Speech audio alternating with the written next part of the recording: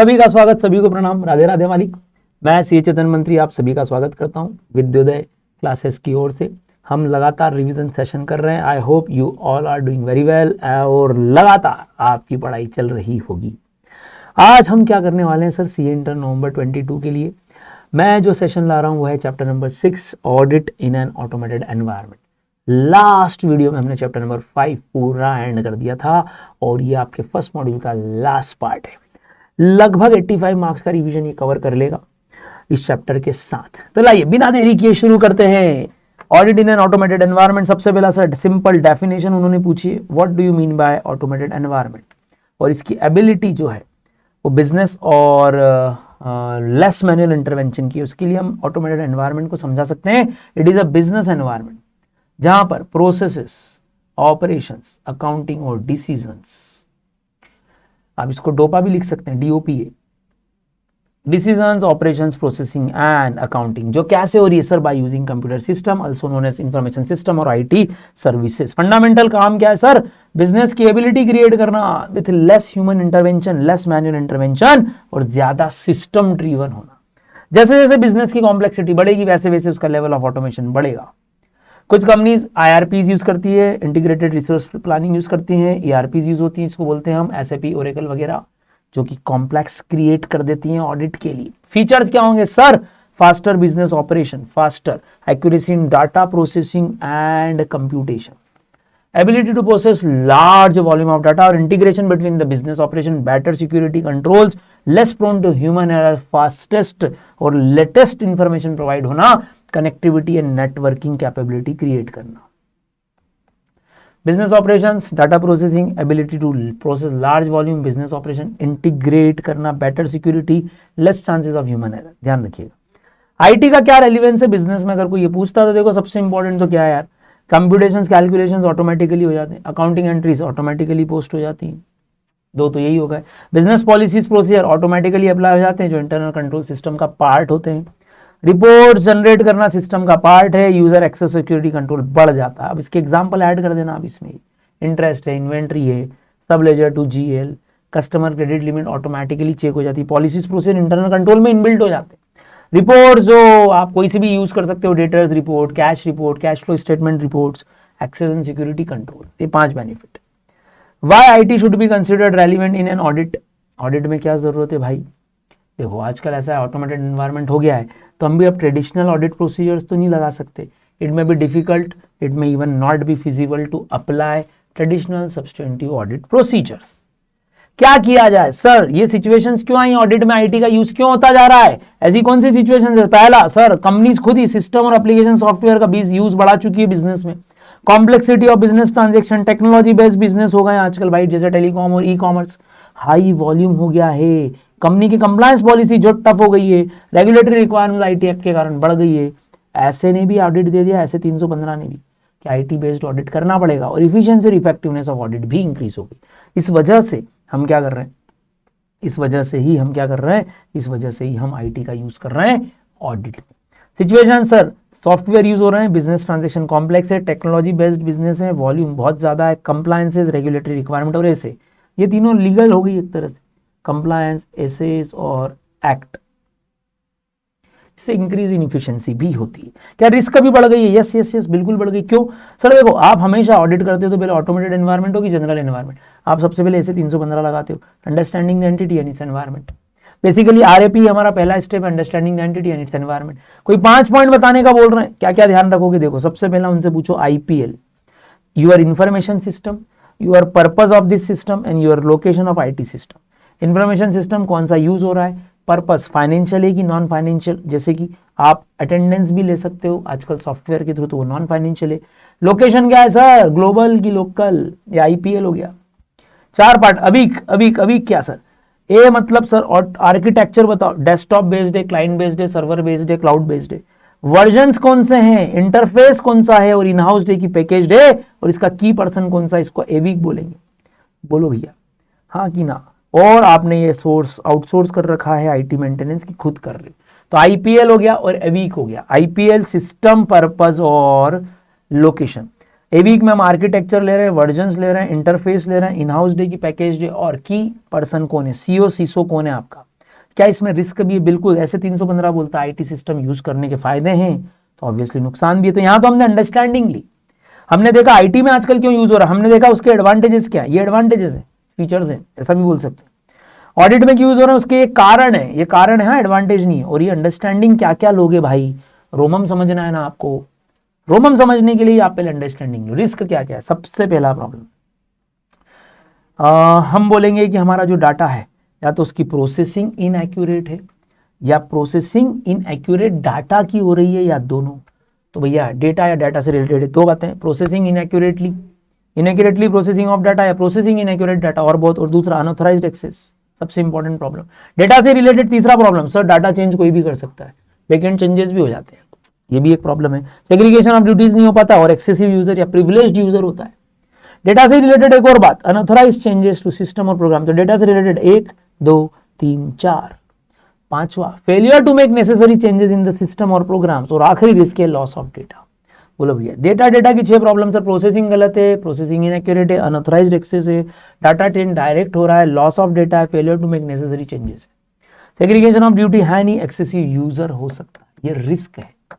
बोलो भैया हाँ या ना। हाँ ये 6 पॉइंट हो गए। अब आईटी सिस्टम में रिस्क अगर हमने मिटिगेट नहीं की तो उसका ऑडिट पे क्या इंपैक्ट आएगा, ये रिस्क तो है, मेन तो इसकी रिस्क है सबसे बड़ी, processing, unauthorisation, direct data, unauthorised changes, failure to make और लॉस ऑफ डेटा। बोलो भैया अब इस रिस्क को मिटिगेट नहीं करेंगे तो इंपैक्ट क्या होगा, इंपैक्ट दो ही जगह, जनरल इंपैक्ट और specific impact. General impact auditor का क्या होगा, सर हम ऑडिट रिपोर्ट पे, ऑडिटर रिपोर्ट्स पे रिलाई नहीं कर पाएगा, डाटा पे जो सिस्टम से आ रहा है उस पर रिलाई नहीं कर पाएगा, ऑटोमेटेड कंट्रोल्स पे रिलाई नहीं कर पाएगा, ऑटोमेटिक कैलकुलेशंस पे रिलाई नहीं कर पाएगा, साथ ही साथ उसको परफॉर्मेंस ज्यादा देनी पड़ेगी, और ही में issue a modified opinion. Normally ये रिलायंस का इशू है बेसिकली, रिस्क क्रिएट होगी तो पाप करना ही पड़ेगा आपको, परफॉर्म एडिशनल ऑडिट प्रोसीजर पाप। Special impact on substantive test क्या होगा, अब यार डाटा ही जब रिलायबल नहीं है तो आप भरोसा कैसे करोगे, आपको कंप्लीटनेस एक्यूरेसी में हमेशा प्रॉब्लम आएगी and you will need more audit evidence. बोलो भाई ये 3 बातें तो यहां भी। ऑन कंट्रोल सिस्टम, अगर आपका ऑटोमेटेड कंट्रोल्स पे भरोसा नहीं हो पा रहा तो क्या होगा, you will not rely on automated control और सिस्टम कैलकुलेशन, ये का यही पॉइंट यहां पे था, यहां पे लिया। आईटी डिपेंडेंट मैनुअल कंट्रोल ही नया पॉइंट है इसमें बस, बाकी तो जो ऊपर लिखा था ये वाला और ये वाला ये नीचे फिर रिपीट हुआ। रिपोर्टिंग में क्या इंपैक्ट आएगा सर, कम्युनिकेशन में दिक्कत आएगी, हम मॉडिफाइड ऑडिट रिपोर्ट इशू करेंगे। ये 3 इंपैक्ट आपको देखने को मिलेंगे। कंट्रोल्स के कितने टाइप्स है सर, एक है general IT control. General IT control हर ऑर्गेनाइजेशन में होना चाहिए क्योंकि यही आपकी पॉलिसीज और प्रोसीजर्स है, पीपी है, जो रिलेट करेगा आपके एप्लीकेशंस और सपोर्ट को, which will relate to many application support so that your system में work effectively. They apply already to mainframe, mini frame, end user, किसी भी तरह को हमेशा ही आपको जनरल आईटी कंट्रोल तो रखना है क्योंकि आपका जो डाटा लॉस की प्रॉब्लम है वो कम होगी तो इंटीग्रिटी ऑफ इन्फॉर्मेशन और सिक्योरिटी ऑफ डाटा बढ़ेगा। उसके लिए क्या करो, जनरल आईटी कंट्रोल हर ऑर्गेनाइजेशन में होता है, पहला डाटा सेंटर और नेटवर्क ऑपरेशन, दूसरा प्रोग्राम चेंजेस का पॉलिसीज प्रोसीजर क्या होगा, एक्सेस सिक्योरिटीज का पॉलिसीज प्रोसीजर क्या होगा, और सिस्टम का एक्विजिशन, डेवलपमेंट और मेंटेनेंस का पॉलिसी प्रोसीजर क्या होगा। इन चारों की पॉलिसीज प्रोसीजर्स के क्वेश्चंस हम पढ़ सकते हैं, पहले चेक करते हैं लास्ट में, सबसे लास्ट में। जनरल आईटी कंट्रोल्स में हर एक पॉइंट क्या है सर, इनमें से कोई एक पॉइंट आपसे 4 मार्क्स में पूछा जा सकता है, इस बात का आपको ध्यान रखना है। लाओ जनरल आईटी कंट्रोल्स में हर एक का ऑब्जेक्टिव क्या, क्वेश्चन कैसे आ रहा है वो समझ लो। वो आपको ये लाइन देंगे, production system are processed to meet the financial reporting objective, comment. तो इसका मतलब उन्होंने किस पे कमेंट मांगा है आपसे, इसका मतलब उन्होंने कमेंट मांगा है आपसे डाटा सेंटर और नेटवर्क ऑपरेशंस, सबसे पहले ये होना चाहिए। तो नॉर्मल जनरल आईटी में सबसे पहले क्या करना है, आपके सर्विस लेवल एग्रीमेंट्स देखो ताकि उनकी मॉनिटरिंग और कंप्लायंस चेक कर सको, हेल्प डेस्क फंक्शन देखो ताकि रिकॉर्डिंग, मॉनिटरिंग, ट्रैकिंग कर सको, परफॉर्मेंस मॉनिटरिंग देखो, सिस्टम की रिकवरी फ्रॉम फेलियर कैसे होगा, बैकअप्स हैं कि नहीं हमारे पास। ये 3 पॉइंट आप आराम से लिख सकते हो क्योंकि आप जनरल यूज में लेते हो। और ओवरऑल मैनेजमेंट ऑपरेशन एक्टिविटीज का कौन करेगा, तो नेटवर्क ऑपरेशन और डाटा सेंटर का क्या लॉजिक है, तो ऑब्जेक्टिव एक ही है कि जो भी प्रोडक्शन सिस्टम ये प्रोसेस करे वो आपके आउटपुट को, मतलब रिपोर्टिंग ऑब्जेक्टिव को मैच कर जाए, आपके ऑब्जेक्टिव अचीव हो जाए। तो बोलते जाओ, overall management of computer operations, backups, performance monitoring, recovery from failures, help desk functions और सर्विस लेवल एग्रीमेंट आपका डाटा सेंटर की पॉलिसीज में आना चाहिए।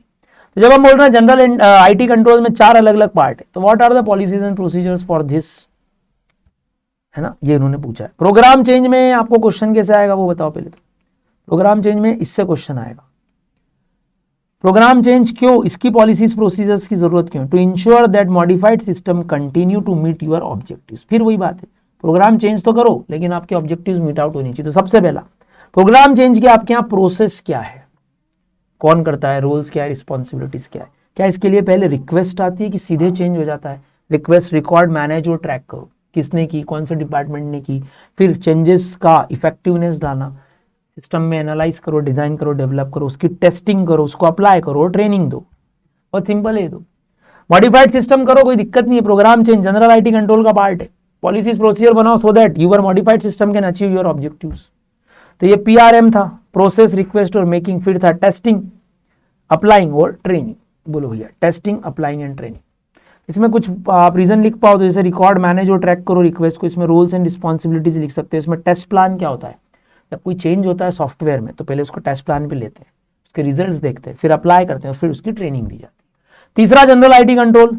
सर अपने को क्या इंश्योर करना है, क्वेश्चन इससे आएगा, you have to ensure that access of programs, access of data is authenticated and authorised. इसके लिए एक्सेस सिक्योरिटी के लिए आपको पॉलिसीज और प्रोसीजर्स डिजाइन करने पड़ेंगे। बोलो सबसे पहला सिक्योरिटीज की पॉलिसीज और प्रोसीजर्स क्या है, एप्लीकेशन सिक्योरिटीज क्या है, डाटा सिक्योरिटी क्या है। ये तीन तो सिक्योरिटी की होगी, policies and procedures, application security, data security. फिर ऑपरेटिंग सिस्टम की सिक्योरिटी, ओएस आ गया, ओएस ऑपरेटिंग सिस्टम, ये चार की security, policies, procedure, application, data और operating system.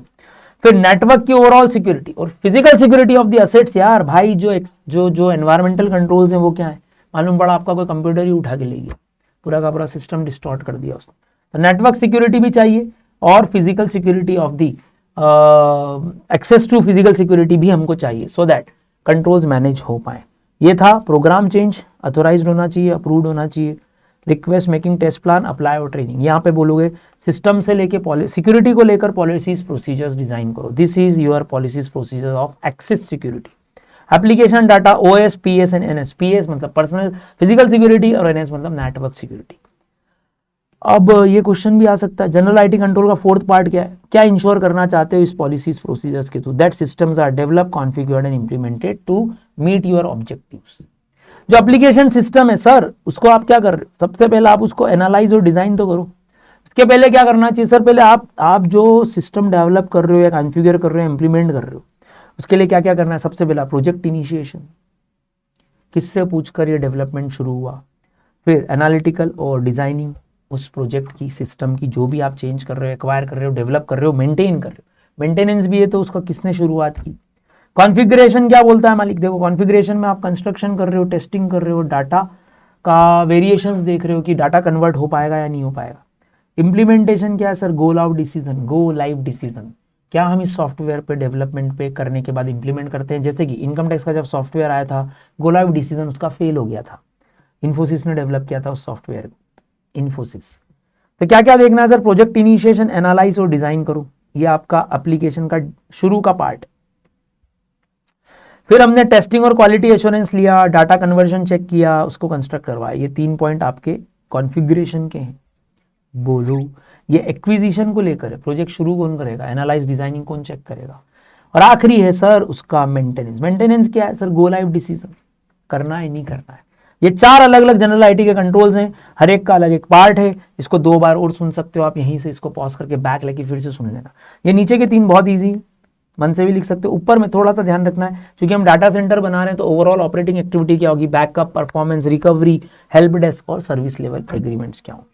General IT control के अलावा हमारे पास और है जो कि इंपॉर्टेंट है हमारे लिए, एप्लीकेशन कंट्रोल्स। इसमें मैनुअल भी हो सकता है, ऑटोमेटेड प्रोसीजर्स भी हो सकते हैं। ये already automated application control already IT applications का पार्ट होते हैं, जैसे ईआरपी का पार्ट होते हैं। और it ensures you the CIA completeness, accuracy, integrity of the data. Example क्या होंगे सर, एडिट चेक्स होने चाहिए, वैलिडेशंस ऑफ इनपुट होना चाहिए। आप एप्लीकेशन कंट्रोल में देखोगे तो ये एग्जांपल्स है आपका, सीक्वेंसिंग प्रॉपर है कि नहीं, लिमिट चेक्स है क्या, रीजनेबल चेक्स है क्या, मैंडेटरी डाटा फील्ड है क्या। और आईटी डिपेंडेंट कंट्रोल क्या है, बेसिकली ये मैनुअल कंट्रोल है जिसमें कुछ थोड़ा सा हम है तो मैनुअल कंट्रोल, लेकिन कुछ थोड़ा सा हम आईटी का यूज कर रहे हैं। एक्सेल शीट इसका एग्जाम्पल हो सकता है।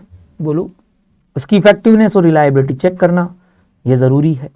रिलेशनशिप क्या है आईटी में और एप्लीकेशन में, ये हमेशा इंटर रिलेटेड। जो जैसा जनरल आईटी कंट्रोल होगा वो सपोर्ट देगा किसको, वो सपोर्ट देगा ओवरऑल आपके ईआरपीस को। Both are needed to ensure complete and accurate information processing from the automated environment. तो ये इंटर रिलेटेड है भाई। जनरल आईटी कंट्रोल्स ही इनको सपोर्ट देगा तो दैट एप्लीकेशन कंट्रोल भी सेफ रहे। तभी तो आप बोल रहे हो एक्सेस सिक्योरिटी रखो, अभी आपने पढ़ा है एक्सेस सिक्योरिटी है। तभी आप बोल रहे हो प्रोग्राम चेंज ऑथोराइज्ड होना चाहिए, अप्रूव्ड होना चाहिए, टेस्टिंग होना चाहिए, है ना। फिर हम बोल रहे हैं एक्विजिशन प्रॉपर होना चाहिए, डेवलपमेंट प्रॉपर होना चाहिए, मेंटेनेंस प्रॉपर होना चाहिए। तो ये सब आपके एप्लीकेशन कंट्रोल को हेल्प करने वाले हैं। ये एक इंपॉर्टेंट क्वेश्चन है, क्वेश्चन 11। ध्यान से पढ़ी, एक बार क्या लिखा है ध्यान से देखो। इस क्वेश्चन में रीडिंग कैसे होगी, देखो वो डिफरेंट मेथड्स पूछ रहे हैं, टेस्टिंग मेथड्स। क्वेश्चन ध्यान से देखना, अच्छा है, इंपॉर्टेंट है। फिर उसमें से पूछ रहे हैं कि जब आप आईटी एनवायरनमेंट में ऑडिट करते हैं तो टेस्टिंग मेथड जो होगी उसमें से सबसे इफेक्टिव एफिशिएंट कौन सी होगी, है ना। अपने पास टेस्टिंग मेथड कौन सी sir, inquiry, observation, inspection, reperformance. Inquiry, observation, inspection, reperformance. जब भी हम टेस्टिंग करेंगे हम ये 4 मेथड्स का यूज करेंगे। देखना है कि किससे इफिशियंसी बढ़ रही है और किससे इफेक्टिवनेस बढ़ रही है। अगर आप इंक्वायरी करते हैं तो उसमें इफिशियंसी हाई होगी, लेकिन लेकिन लेकिन लेकिन इस स्टेप से चलें तो इंक्वायरी से इफिशियंसी हाई होगी, लेकिन लेटर ऑन रीपरफॉर्मेंस से इफिशियंसी कम होती है। उल्टा करो, इफेक्टिवनेस कब बढ़ेगी ऑडिट की सर, जब वो रीपरफॉर्म हो पाए। इस तरह से चलना पड़ेगा, इंक्वायरी में सबसे कम इफेक्टिवनेस है। तो देखो आंसर कैसा बनाते हैं। There are basically 4 types of audit test, inquiry, observation, inspection और रीपरफॉर्मेंस। अगर आप इस सीरीज में चलेंगे तो आपकी इफिशियंसी बढ़ानी हो तो इंक्वायरी ज़्यादा रखो, रीपरफॉर्मेंस में लो हो जाता है। अगर आपकी इफेक्टिवनेस बढ़ानी हो तो रीपरफॉर्मेंस, इंस्पेक्शन, ऑब्जर्वेशन और इंक्वायरी, इस सीरीज में आपको चलना पड़ेगा। अब हम किन बातों का ध्यान रखेंगे, इनमें से देखने, इफिशियंसी भी और इफेक्टिवनेस भी। ये देख लीजिए, ये हाई है, ये लो है, यहाँ पर ये लो है, ये हाई है। तो एविडेंस जो ऑब्टेन होंगे, बेस्ट एविडेंस कैसे आएंगे सर, बेस्ट एविडेंस कैसे आ सकते हैं, इसके लिए हम कौन सी मेथड लगाएंगे। तो क्या बोला गया, कुछ कॉमन टेस्ट मेथड्स ऑडिटर लगाता है। पहले वो अंडरस्टैंडिंग लेता है ऑटोमेटेड ट्रांजैक्शन प्रोसेस कैसे हो रहा है। कैसे sir, through examination in depth और through walk through from 1 to 1 या एंड टू एंड ट्रांजैक्शन। क्या यूज करेगा, कॉम्बिनेशन यूज करेगा सर वो, इंक्वायरी, ऑब्जर्वेशन, इंस्पेक्शन, रीपरफॉर्मेंस का। अब क्या करेंगे, तो आंसर इस तरह से लेंगे। 4 मेथड्स है हमारे पास, कैसी और कौन सी मेथड बेस्ट है। तो ये सर हमेशा ऑडिटर्स प्रोफेशनल जजमेंट होगा कि which, when and in what combination, WWW auditor professional judgement. ये कैसे डिपेंड करेगा, on risk assessment, control environment, level of confidence या एविडेंस, कॉन्फिडेंस किसका, एविडेंस के ऊपर, एरर्स की history, complexity of business transactions या बिजनेस और assertion being addressed. Inquiry is the most efficient audit test but it give least audit evidence. ये इसीलिए लिखा है मोस्ट। जब आप इसको इफिशिएंट बोलोगे तो ये है और इफेक्टिव बोलोगे तो ये है। Inquiry should be use in combination with other methods. ये अकेले अपने आप में सफिशिएंट नहीं, एमसीक्यू में भी आ सकता है। Reperformance is the most effective audit test. ये बेस्ट ऑडिट एविडेंस तो देगा लेकिन बहुत टाइम कंज्यूमिंग है यार, और बहुत ज्यादा टाइम कंज्यूम होने के कारण बोल रहे हैं लिस्ट टाइम इफिशिएंट हो जाएगा। तो ये दोनों अपोजिट चल रहे हैं। अब क्या करो सर, कॉम्बिनेशन ले लो। इंस्पेक्शन का कॉम्बिनेशन लो with the most effective and efficient audit evidence भी आ जाए, बोलो। तो applying inquiry in combination with inspection, ये वाला इंक्वायरी एंड इंस्पेक्शन करो ताकि आपको एक बेटर एविडेंस भी मिले और टाइम भी कम कंज्यूम हो। और ये सब डॉक्यूमेंट कर लेना, ये क्वेश्चन बड़ा इंपॉर्टेंट है। इंटरनल फाइनेंशियल कंट्रोल ऑलरेडी हम देख चुके हैं, ये क्वेश्चन ऑलरेडी आपके एक चैप्टर में कवर हो चुका है, जिसमें हम बोलते हैं कि पॉलिसीज प्रोसीजर अडॉप्ट करनी है so that the financial reporting will be reliable, operation will be effective and efficient, laws और रेगुलेशन कंप्लाई हो जाएंगे। सोआ बोला था हमने, safeguarding of assets, prevention detection of fraud and error. इसके अलग अलग सेक्शन है, 134(5) जिसमें DRS डायरेक्टर रिस्पॉन्सिबिलिटी स्टेटमेंट में लिखना पड़ता है, 143(3) जिसमें ऑडिटर स्टेट करता है। ये बात किस पे नहीं लगती, ओपीसी स्मॉल कंपनी पे नहीं लगाई जाती। जिनके टर्नओवर 50 करोड़ से कम है उन कंपनीज पे भी ये नहीं लगती। जिनके एग्रीगेट बोरोइंग्स भी 25 करोड़ से कम है उन पे नहीं लगती। तो 50 करोड़ 25 करोड़ का डाटा याद रखिएगा। साथ ही साथ ऑडिट कमेटी भी भैया रेफरेंस लेती और 149 सब सेक्शन 8, ये 4 बातें अलग अलग उन्होंने बताई है along with rule 858 directors report. तो रिपीट करना एक बार और इसको। डाटा एनालिटिक्स का definition sir, combination of some processes, some tools, some techniques, PTT, combination of some processes, tools and techniques. जैसे large volume of electronic data को आप कुछ मीनिंगफुल इंफॉर्मेशन में कन्वर्ट कर पाओ। यही आजकल डाटा एनालिटिक्स और यही फील्ड सबसे ज्यादा चल भी रही है। जो भी टूल्स ऑडिटर यूज करेगा वो कहलाएगी computer assisted audit techniques, CAAT. Data analytics का यूज हम भी कहाँ का करेंगे, ऑटोमेटेड एनवायरनमेंट में कहाँ का कर सकते हैं सर। देखो, सबसे पहला कंप्लीटनेस ऑफ डाटा और पॉपुलेशन चेक करने में, ताकि हमको समझ पड़े कि हम TOC, टेस्ट ऑफ कंट्रोल और सब्सटेंटिव प्रोसीजर जो लगाने वाले हैं वो किस पॉपुलेशन और किस डाटा पे लगाने वाले। तो डाटा की कंप्लीटनेस आपको चेक होगी। सैंपल सिलेक्शन आसान होगा, रैंडम, सिस्टमैटिक। रिकम्प्यूटेशन ऑफ बैलेंसेस आसान होंगे। रीपरफॉर्मेंस में हम डाटा एनालिटिक्स का यूज कर सकते हैं ताकि हम चेक कर पाए mathematical calculation, depreciation, bank interest, ये सब प्रॉपर है ना। Analyse of journal entries, fraud का इन्वेस्टिगेशन और कंट्रोल डिफिशियंसीज पे भी इसका यूज हम देख सकते हैं। बोलो क्या क्या ऑटोमेटेड एनवायरनमेंट में ऑडिटर अप्लाई करेगा? डाटा एनालिटिक्स कहां कहां अप्लाई करेगा ऑडिट में? सर पहला बोलो completeness of data in population, population से निकलता है कंप्लीटनेस ऑफ सैंपल या सिलेक्शन, उसी से recomputation, reperformance analysis, RRA, recomputation, reperformance analysis, fraud investigation, S 240 और इवैल्यूएट ऑफ कंट्रोल डिफिशियंसी। अब ऑडिटर को अगर कुछ असेसमेंट मिलता है रिस्क का या रिपोर्टिंग होती है तो उनकी क्या हम करना चाहेंगे? सर हम रिपोर्टिंग करना चाहेंगे। कैसे असेस करोगे सर? वीकनेस चेक करो, आईटी कंट्रोल्स में क्या वीकनेस है जो आपने आइडेंटिफाई की, इंपैक्ट देखो इन वीकनेसेस का। रिपोर्टिंग करो मैनेजमेंट को थ्रू मैनेजमेंट रिपोर्ट लेटर या management representation letter. Communicate in writing the deficiencies to TCW। ये क्या है सर? ये कंसिडरेशन है while we are assessing the findings, while we are assessing the findings, जो भी हमने फाइंडिंग या एक्सेप्शन फाइंड आउट किया ड्यूरिंग ऑटोमेटेड एनवायरनमेंट, और ये इवैल्यूएट करना है कि क्या ये एक्सेप्शन बहुत बड़ा डिफिशियंसी है। उसके लिए फैक्टर्स, ये 4 फैक्टर्स है, आईटी कंट्रोल की weakness, impact of this weakness, reporting of this weakness to management और communicate in writing to TCWG as per SA 260। और हम हर एक्सेप्शन को इवैल्यूएट तो करेंगे ताकि हम समझ पाए ये मटेरियल तो नहीं है, ये मटेरियल डिफिशियंसीज तो नहीं है। जनरल आईटी कंट्रोल ऑलरेडी हम देख चुके हैं। इसके बाद आपके पास आता है एक इंपॉर्टेंट छोटा सा क्वेश्चन जो आईसीआई ने अपने मॉड्यूल में पढ़ाया है। ध्यान से देखो ये question. Explain briefly 3 reasons why IT should be considered relevant। तो ऑलरेडी ये आंसर हम देख चुके हैं हमारे नोट्स में, अभी हमने देखा। उन्होंने लेकिन 2-3 पॉइंट और बढ़ाए इसमें, ध्यान से देखो। आईटी रेलिवेंस क्यों बढ़ गया ये ऑलरेडी आप मेरे साथ यहां देखते हैं दोस्तों। हम ऑलरेडी ये क्वेश्चन एक बार देख चुके हैं, ऑलरेडी ये क्वेश्चन हम एक बार देख चुके हैं। क्वेश्चन नंबर 3 में देखिए,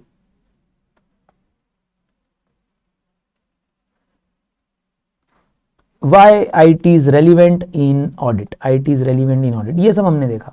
सॉफ्टवेयर का यूज बढ़ गया है, सिस्टम्स में कॉम्प्लेक्सिटी बढ़ गई है, टेक्नोलॉजी बेस्ड है, हाई वॉल्यूम ऑफ ट्रांजेक्शन है, कंप्लायंस एक्ट और ऐसे है, एफिशिएंसी इफेक्टिवनेस बढ़ती है।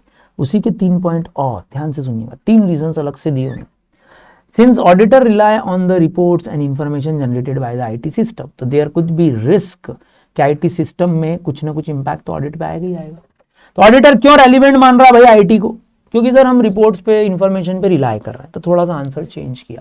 तो ये रिस्क है आईटी सिस्टम में, ये हमको सोचना पड़ेगा। हमारे ऑडिट पे भी कुछ रिस्क क्रिएट होती है। ऐसे 315, 330, 315, 330 ये हमारी रिक्वायरमेंट है कि हम एंटिटी का आईटी एनवायरनमेंट समझें, असेस करें, रिस्पॉन्ड करें before we are using this IT system. और जब भी हम रिलाई करते हैं ऑटोमेटेड कंट्रोल्स पे या डाटा एनालिटिक्स पे, तो आपको इफेक्टिवनेस और इफिशियंसी बढ़ी हुई मिलेगी ऑडिट प्रोसेस की। लास्ट वाला पॉइंट सेम है जो हमारा क्वेश्चन 3 में अभी मैंने आपको दिखाया। ऐसे 315 भी सेम है, ये हमारी रिक्वायरमेंट है क्योंकि और हम रिपोर्ट्स और इन्फॉर्मेशन को यूज कर रहे हैं। ये एक नया पॉइंट इसमें ऐड होता है। बोलिए भाई हाँ कि ना। और एक क्वेश्चन और जो आईटी को रिलेट करता है, ध्यान से सुनिएगा, थोड़ा सा याद करने में दिक्कत आती है, इसको थोड़ा सा समझिएगा। क्या पूछ रहे हैं क्वेश्चन, ध्यान से सुनिए। Explain the framework which will help the auditor in fulfilling a responsibility. किस चीज की रिस्पॉन्सिबिलिटी? डायरेक्टर्स एंड मैनेजमेंट है द प्राइमरी रिस्पॉन्सिबिलिटी है, तो आप हमेशा पढ़ ही रहे हो। कोई भी कंट्रोल सिस्टम बनाना हो, पीडीसी करना हो, पीडीसी मतलब प्रिवेंशन डिटेक्शन करेक्शन, फ्रॉड और एरर प्रिवेंट डिटेक्ट करना है, तो इफेक्टिव कंट्रोल्स उन्हीं को रखना है। ऑडिटर से क्या एक्सपेक्टेशन है? जो कंट्रोल उन्होंने रखे हैं, we will evaluate, we will validate, we will report on the effectiveness, efficiency and operations of internal control system. अब यही बात हम नॉर्मल ऑडिट में भी करते हैं, अब यही बात हम आईटी ऑडिट में भी कर रहे हैं। तो गाइडेंस नोट क्या बोलता है, ध्यान से सुनिएगा। इन audit of internal financial control over the financial reporting, जो आईसीआई ने इशू किया, उसमें हमारी क्या रिस्पॉन्सिबिलिटी है? पहला रिस्क का असेसमेंट, दूसरा अंडरस्टैंड एंड इवैल्यूएट, तीसरा टेस्टिंग और चौथा रिपोर्टिंग। 4 ही तो है हमारी रिस्पॉन्सिबिलिटी। रिस्क असेसमेंट कैसे करोगे? आप एसएडी देखोगे, सैड मतलब सिग्निफिकेंट अकाउंट्स एंड डिस्क्लोजर्स क्या क्या हैं, उनमें रिस्क क्या है आइडेंटिफाई करो। फिर उन रिस्क का क्वांटिटेटिव क्वालिटेटिव एस्पेक्ट देखो। हमने रिस्क या इंपॉर्टेंट ट्रांजैक्शन आइडेंटिफाई कर दिया, डिस्क्लोजर्स आइडेंटिफाई कर, क्या क्वालिटेटिव क्वांटिटेटिव रिस्क के एस्पेक्ट्स हैं। फिर वो कौन से अजर्शंस को लेकर हैं, फाइनेंशियल अजर्शंस कौन से हिट हो रहे हैं, फिर उनके चांसेस क्या है मिस स्टेटमेंट होने के, बोलो, और वही आईटी सिस्टम में क्या रिस्क अराइज हो रही है। तो ये तो हम आरएपी कर ही रहे हैं वैसे भी। फिर अंडरस्टैंड इवैल्यूएट क्या करोगे सर, आप आरसीएम बना लो, risk and control matrices, risk and control matrices बना लो, डिजाइनिंग करो, वॉक थ्रू करो, end to end process, examination in depth जैसा है, जनरल आईटी कंट्रोल्स और एप्लीकेशन कंट्रोल्स को एग्जामिन करो, कंसिडर करो एंटिटी लेवल पे सेग्रीगेशन ऑफ ड्यूटीज है, प्रोसेस वाइड है नहीं है, ये अंडरस्टैंड और इवैल्यूएट कर रहे हैं, और इन सबका डॉक्यूमेंट करो using flow chart, using narratives. तो बेसिकली इंटरनल कंट्रोल सिस्टम में हम क्या करते हैं, हम फ्लो चार्ट या इंटरनल कंट्रोल क्वेश्चन का यूज करते हैं, उसको डॉक्यूमेंट तो करते ही। आरसीएम और बना लेना, डिजाइनिंग कंट्रोल चेक कर लेना, वॉक थ्रू करना, मतलब end to beginning, beginning to end, end to end process, input क्या था, प्रोसेस क्या था, आउटपुट क्या था, प्रोसेस वाइड कंसिडरेशन करो पूरे ओवरऑल एंटिटी लेवल पे, ये भी हमारा देखना काम है, और general IT control, application control भी चेक करना हमारा काम है। तो यार जब हम गाइडेंस नोट के तहत काम कर रहे हैं, आईसीआई बोल ही रहा है जो हमको कंट्रोल्स रखना है, financial control over the financial reporting, उसमें रिस्क असेस करा, उसके बाद इवैल्यूएट करा इन सब बातों को डॉक्यूमेंटेशन के साथ, आरसीएम के साथ, डिजाइनिंग के साथ, अब उनकी टेस्टिंग कर लो भाई। या टेस्टिंग मतलब एफएपी लगाना है, अब तो कैसे करेंगे सर, सैंपल टेस्टिंग करेंगे through some reports and spreadsheets, through assessing the entity of controls, ये टेस्ट ऑफ कंट्रोल का एग्जामिनेशन हो गया, एफएपी का पार्ट है वो, और reliability of source data regarding completeness and completeness of the population, तो रिलायबिलिटी बहुत है, इतना ही लिख देंगे हम। टेस्टिंग कैसे करूंगा कि सिस्टम इफेक्टिव है, ऑपरेट करता है, sir entity of the controls, assess the reliability of data, testing the reports and spreadsheets through sample testing. आखिरी क्या, रिपोर्टिंग, रिपोर्टिंग में क्या sir, significant deficiencies, material weaknesses, उसका सॉल्यूशन दे सको तो दो ना, remedy. Internal control memo issue कर दो या मैनेजमेंट लेटर आप बना सकते हैं, और आखिरी में इसकी रिपोर्टिंग अगर जरूरत हो, मटेरियलिटी हो तो हमने क्या करा सर, इवैल्यूएट करा कंट्रोल डिफिशियंसीज को, सिग्निफिकेंट डिफिशियंसीज देखी, उसके रेमेडी देखी, सजेशंस मतलब सजेशंस, उसका मेमो या लेटर इशू करा, और आखिरी में रिपोर्टिंग कर दी। ये 4 अप्रोचेस हैं इसकी। अगर मैनेजमेंट और डायरेक्टर रिस्पॉन्सिबल हैं सिस्टम बनाने को लेकर, तो ऑडिटर रिस्पॉन्सिबल है उनका इवैल्यूएट, वैलिडेट और रिपोर्ट करो, जिसको हम बार बार बोलते हैं कंट्रोल सिस्टम का डिजाइनिंग, इंप्लीमेंटेशन और मेंटेनेंस चेक करो। गाइडेंस नोट के अकॉर्डिंग ये 4 स्टेप है, हर एक पे 2-2 पॉइंट भी ले सकते हो अगर चारों एक साथ आता है तो। ये 2 क्वेश्चन जरूर पढ़िएगा, ये भी ध्यान रखिएगा, रिवाइज जरूर कीजिएगा इसको, छोटा सा लेक्चर आराम से होगा। अब बचती है इसके बाद सर हमारे पास कुछ डेफिनेशंस भी है सर हमारे पास। डेफिनेशंस में हम क्या देखेंगे, देखिए भाई डेफिनेशंस में हम जो चेक कर रहे हैं वो है मॉड्यूल बेस्ड डेफिनेशन, जो हमारे पास ऑलरेडी है। एप्लीकेशन क्या है सर, कंप्यूटर सॉफ्टवेयर प्रोग्राम्स है जो रिकॉर्डिंग, स्टोरेज या रिट्रीवल के लिए यूज होते हैं। ऑडिट एविडेंस मालूम है, ऑटोमेटेड मालूम है, कंप्यूटर करेगा, मैनुअल एफर्ट नहीं चाहिए। CAAT full form computer assisted audit techniques, it is a collection of some computer based tools and techniques जो हमको एनालाइज करने में हेल्प करेगा डाटा को, ताकि हमको एविडेंस मिल सके। कंट्रोल डिफिशिएंसी, या तो कोई सिस्टम में कोई चीज मिसिंग है या वो ऑपरेट नहीं कर रही इफेक्टिवली, वो प्रिवेंट और डिटेक्ट नहीं कर पा रही कोई मिसस्टेटमेंट को on a timely basis. Data, it refers to digital content which is stored in some electronic form with in some system. Data analytics हम पढ़ चुके हैं, PTT, process tools and techniques. Data processing, systematic recording, storage, retrieval, modification. किसका sir, data का sum information, तो हम database बोलेंगे। Direct data change, direct backend change है भाई, डायरेक्टली हो रहा है जो डाटा स्टोर्ड है आपके डाटाबेस में बाय बाईपासिंग द रूल्स, आप सिस्टम तोड़ रहे हो। ईआरपी प्लानिंग में main word, it is a type of software, application software जो कि इंटीग्रेटेड प्लेटफॉर्म है जो मल्टीपल बिजनेस प्रोसेसेस एक साथ करेगा, इसीलिए उसका नाम ही ईआरपी है। इसके अलावा बड़ी definition, mainframe sir, it is describe to use very large computer with large computing skill, large memory and large storage, जो लार्ज बिजनेसेस में यूज होता है, जिसको हम मेन फ्रेम भी बोलते हैं, जैसे रिसर्च डेवलपमेंट मतलब pharma, space, health care, weather. Technology word तो ठीक है, इंफॉर्मेशन वर्ड भी ठीक है। सिस्टम क्या होता है, collection of electronic hardware, software, network and processes so that operations and transaction में be carried out. Information branch of some science and engineering, बोलो जिसमें टेक्नोलॉजी यूज कर लो, तो टेक्नोलॉजी यूज करना मींस क्या, कंप्यूटर सिस्टम्स, नेटवर्क यूज करना, तो वर्ड हो गया इंफॉर्मेशन टेक्नोलॉजी। ऑपरेटिंग सिस्टम ठीक है। प्रिविलेज्ड एक्सेस, कोई सुपर यूजर एक्सेस है भाई किसी आपके सिस्टम का, दैट इन्फोर्स सम लेस और नो लिमिट्स ऑन यूजिंग। अगर मेरे पास सुपर यूजर प्रिविलेज है तो मैं उस सिस्टम की सारी इंफॉर्मेशन एक्सेस कर सकता हूं। Risk, something can go wrong is the risk.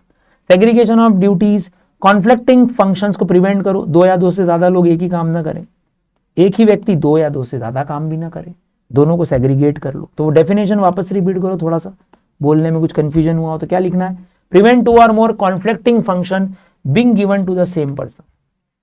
Significant deficiency, ठीक है, सिस्टम वापस आ गया, software, it is a computer program और collection of program which will help in interfacing the user for performing some activity, task या operation. Simple कुछ words repeat करना, याद हो जाएगा। डाटाबेस हमने पढ़ा, लॉजिकल सब सिस्टम है with in the larger information system, जहां से डाटा रिट्रीव होता है फॉर यूज।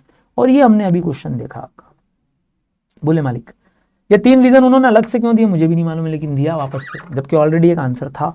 ये पॉइंट रिपीट हुआ, ऐसे 315 रिपीट हुआ, और ये थोड़ा सा चेंज करा कि रिस्क क्रिएट होती है क्योंकि हम कंप्यूटर बेस्ड इंफॉर्मेशन यूज करते हैं। तो भैया यही क्वेश्चन आ जाए 3 रीजन तो ये लिख देना, और आईटी रेलिवेंस आए तो वो लिख देना। ये था छोटा सा रिकैप, आई होप आपके लिए हेल्पफुल हो। एक क्वेश्चन इसमें से आता है 4 से 5 नंबर का, क्या आएगा कह नहीं सकते, पढ़ना पड़ेगा, 2 बार इसको सुनना पड़ेगा, कुछ मेन वर्ड्स हमको आ जाएंगे। इंपॉर्टेंट क्वेश्चंस बात करें तो अभी बहुत ज्यादा वो आईटी कंट्रोल्स के इन 4 पार्ट्स पे पूछ रहा है। क्वेश्चन 11 इंपॉर्टेंट था, जो बात की हमने किसकी, टेस्टिंग का मेथड्स क्या है और कौन सा इफेक्टिव मेथड है। डाटा एनालिटिक्स की डेफिनेशन पूछी जा सकती है, इसका रोल पूछा जा सकता है ऑडिट में। इसके अलावा तो ठीक है, जनरल आईटी कंट्रोल पढ़ लिया, बाकी के चांसेस थोड़े से कम। रिस्क अपने आप इजी आंसर है, डाटाबेस रिस्क ज्यादा है। डेफिनेशन में तो कभी कभार पूछ सकते हैं कि लाओ सिस्टम डिफाइन करो, एप्लीकेशन डिफाइन करो, ठीक मालिक। तो आई होप आप इसको सुन पाए 2 बार तो बहुत सारा दिमाग में बात बैठेगा। तो ये क्वेश्चन की रिस्क बता रहा था और ये क्वेश्चन का सिस्टम बता रहा था, आईटी कंट्रोल्स, एप्लीकेशन कंट्रोल्स और आईटी डिपेंडेंट कंट्रोल्स। इस पे एमसीक्यू आता है, एमसीक्यू भी आ सकता है। आईटी डिपेंडेंट कंट्रोल ध्यान रखना, मैनुअल कंट्रोल जो थोड़ा सा आईटी सिस्टम या एप्लीकेशंस को यूज कर रहे हैं, हालांकि सब कुछ मैनुअली ही डिजाइंड है। बोलो भाई, क्लियर? ओके, मिलते हैं नेक्स्ट वीडियो में, ध्यान रखिएगा अपना, राधे राधे।